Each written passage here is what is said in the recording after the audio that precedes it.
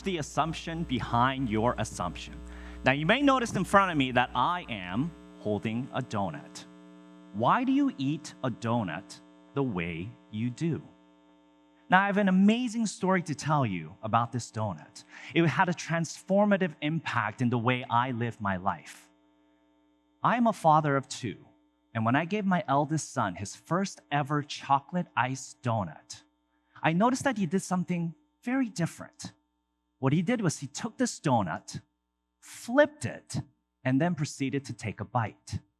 And I remember telling my son, no, that's not how you eat a donut. You're supposed to eat it icing side up.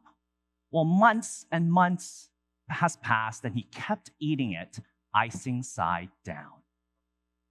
And then I started wondering, why is he doing this? Well, one reason could be, my son is on the autism spectrum. And if you know any family members or friends who's on the spectrum, you know that they react, hear, and see the world differently.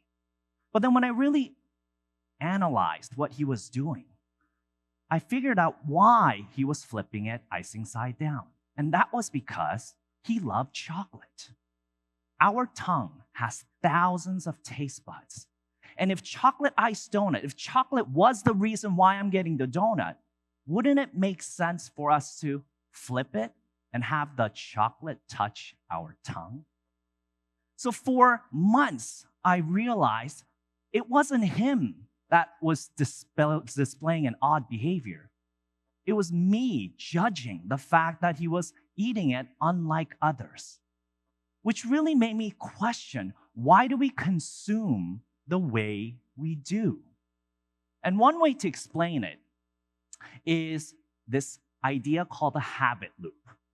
Now, Charles Duhigg, the author of Power of Habit, explains that there is a routine, cue, routine, and reward habit loop that we engage in, which sort of gets into this mindset of continuously activating this habit. But then I'm noticing in the crowd here, there's some of you that are wearing ties today. Think about how many ways you know how to tie a tie. Maybe one, maybe two. But did you know that there are 177,147 different ways to tie a tie? Yet we tend to stick with one or two ways because it's comfortable and it's familiar to us.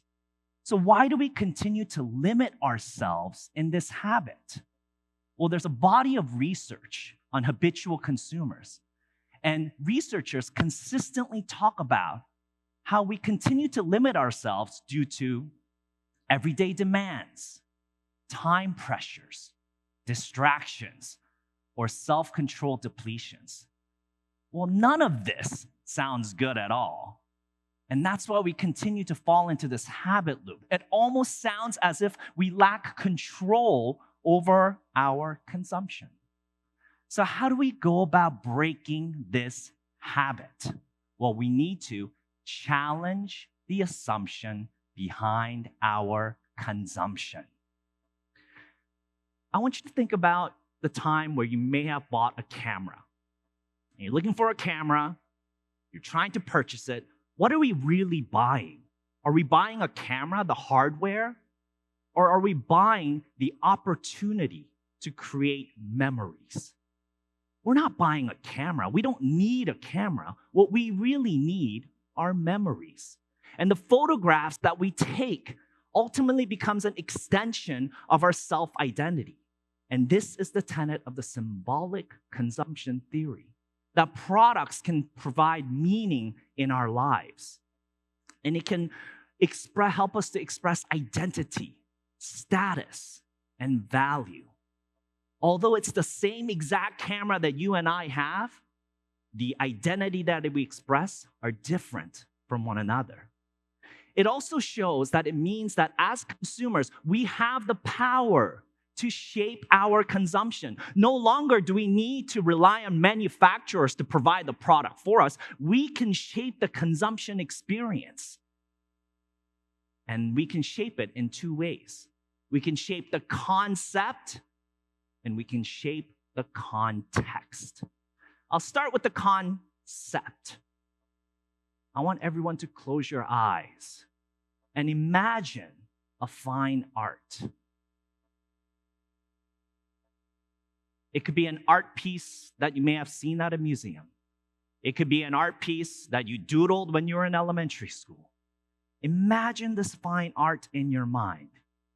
Now you can open your eyes, and I have a story to tell you.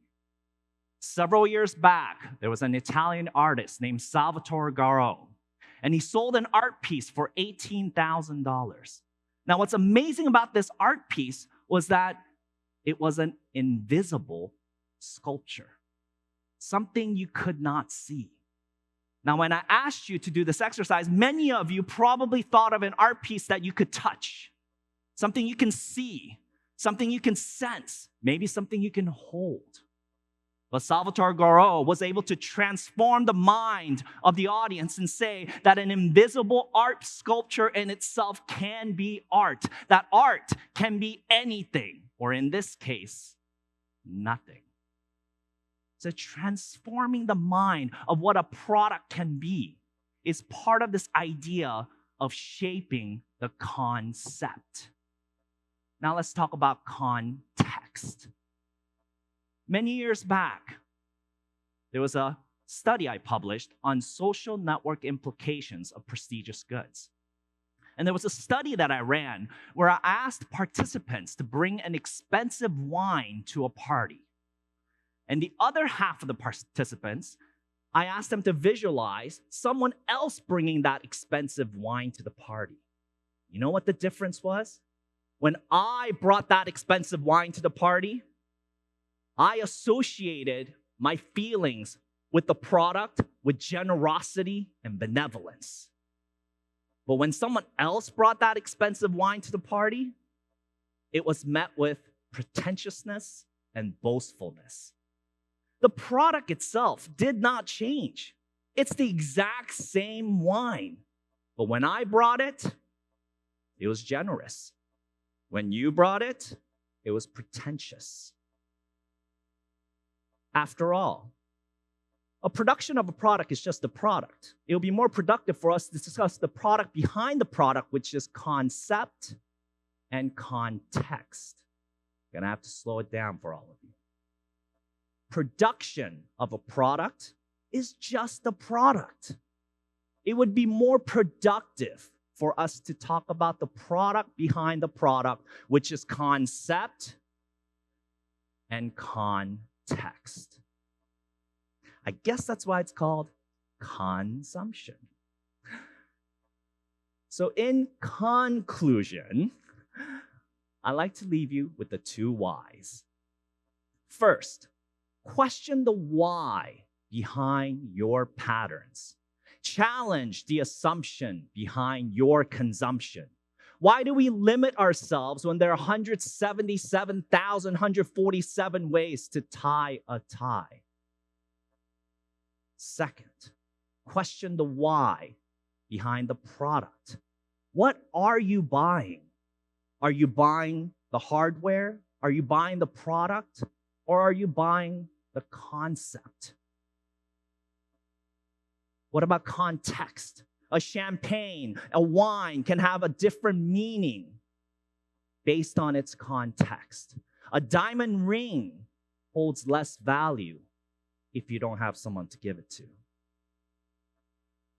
So challenge the assumption behind your consumption. So next time you reach out for that donut,